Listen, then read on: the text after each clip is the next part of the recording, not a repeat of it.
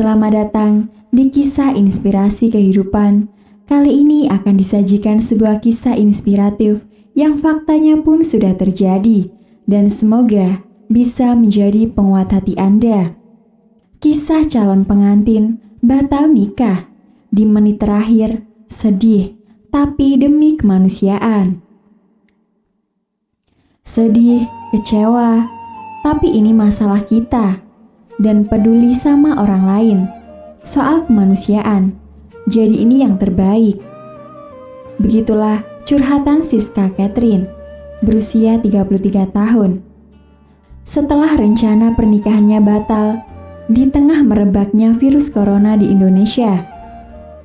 Semua persiapan sekitar setahun sudah rampung, namun akhirnya keputusan pembatalan pernikahan diambil pada menit-menit terakhir. Rencananya, Catherine akan menikah dengan pasangannya yang bernama Karis Rentri, berusia 33 tahun. Seusai jadwal, prosesi pernikahan secara agama pada Minggu di Jakarta dan pada hari Sabtu 21 Maret 2020 pagi. Setelah itu, mereka dan keluarga besar keduanya akan melanjutkan acara di salah satu gedung di Bekasi. Sebanyak 700 undangan pesta adat dan 500 undangan nasional sudah disebar jauh-jauh hari. Sampai pekan lalu, semua masih sesuai rencana. Namun, Catherine mulai bimbang ketika pihak istana mengumumkan Menteri Budi Karya positif terinfeksi virus corona. Setelah ditelusuri, salah satu rekan kerjanya pernah kontak langsung dengan Menhub. Sementara Catherine sempat kontak langsung dengan rekannya tersebut. Belakangan, ia harus mendapat kepastian negatif corona. Aku langsung diskusi dengan pasanganku, cerita dia. Dalam ketidakpastian saat itu, apakah dia terinfeksi COVID-19 atau tidak, Catherine dan pasangannya sepakat untuk menunda acara adat Batak. Mereka ingin semua keluarganya tetap sehat. Perlu diketahui, acara adat Batak lazimnya melibatkan banyak orang, bahkan sampai ribuan orang. Prosesi adat berjalan sejak siang dan biasanya berakhir pada petang, bahkan hingga malam. Selama prosesi adat berlangsung, kontak fisik antara manusia biasa terjadi, bersalaman, duduk berdekatan, berbaris rapat ketika prosesi adat, dan lainnya. Social distancing tidak terjadi. Tentu, kondisi tersebut rentan terjadi penyebaran virus corona. Pasalnya, tidak bisa diketahui apakah ada orang yang membawa virus tersebut atau tidak. Terlebih lagi, di antara mereka yang hadir termasuk dalam kelompok paling rentan terinfeksi, yakni orang yang berusia lanjut atau lansia dan orang yang memiliki kondisi medis kronis seperti memiliki penyakit jantung, diabetes, dan paru-paru.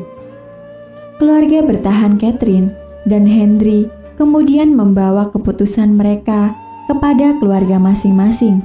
Berbagai pertimbangan disampaikan, namun keluarga keduanya tetap ingin pernikahan berjalan sesuai rencana. Keluarga meyakinkan bahwa Yang Kuasa akan melindunginya. Sampai Senin malam, keputusan keluarga harus jalan. Saya sempat down, dalam hati sedih sebenarnya, ucapnya dengan berat hati. Keduanya ikut pada keputusan keluarga. Technical meeting kemudian dilakukan. Pada Selasa, semua vendor yang hadir masih meyakinkan agar acara berjalan sesuai rencana. Untuk pencegahan, akan disiapkan hand sanitizer di gedung.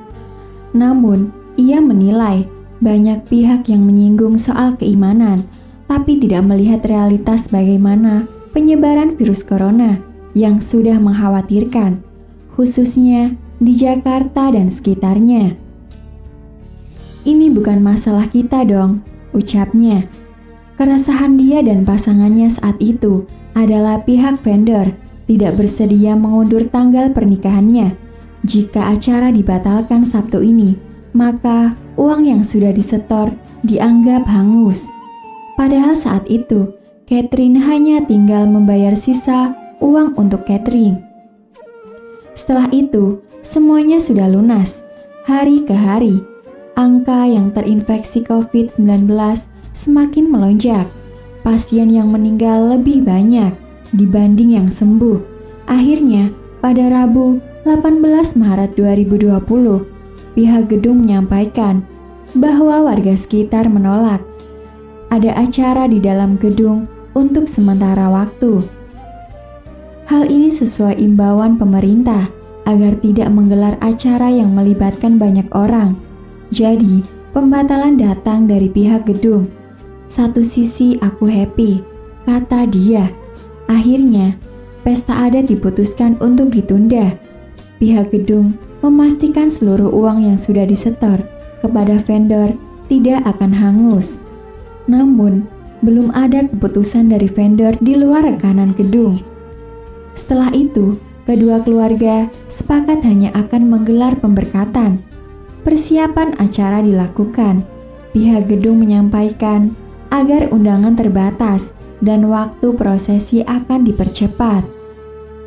Imbauan agar tidak bersalaman dan menjaga jarak satu dengan yang lain akan diterapkan selama acara. Opsi lain, pendeta berkenan hadir di rumah.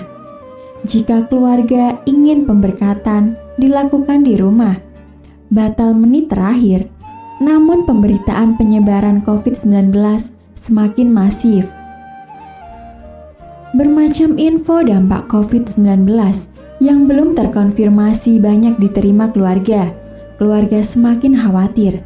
Selain itu, keluarga juga ingin agar prosesi sakral tersebut dapat disaksikan sanak saudara tanpa ada batasan jumlah undangan.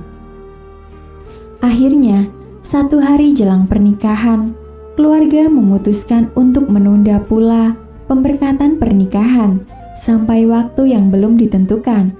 Aku merenung, ini yang terbaik. Satu sisi aku bahagia, takut ada yang kena infeksi COVID-19. Sekarang sudah ikhlas, tapi belum bisa menerima, ucapnya. Catherine berharap kepada pemerintah untuk ikut membantu pasangan-pasangan yang hendak menikah dalam waktu dekat agar mereka tidak terpukul semakin dalam. Misalnya, mengatur agar semua vendor bersedia mengundur acara tanpa penalti. Toh, vendor belum mengeluarkan biaya persiapan jika ditunda jauh hari. Aktanya sekarang, kata dia, banyak calon pengantin yang bertahan lantaran sudah mengeluarkan hingga ratusan juta rupiah. Uang yang keluar tidak sedikit. Kalau kita egois ya tetap aja jalan, tapi kita mengorbankan banyak orang. Jadi perlu ada ketegasan dari pemerintah untuk mengaturnya, ucapnya. Demikian kisah yang bisa kami sampaikan. Semoga bisa bermanfaat untuk kita semua. Akhirul kalam, lillahi taufiq wal hidayah. Wassalamualaikum warahmatullahi wabarakatuh.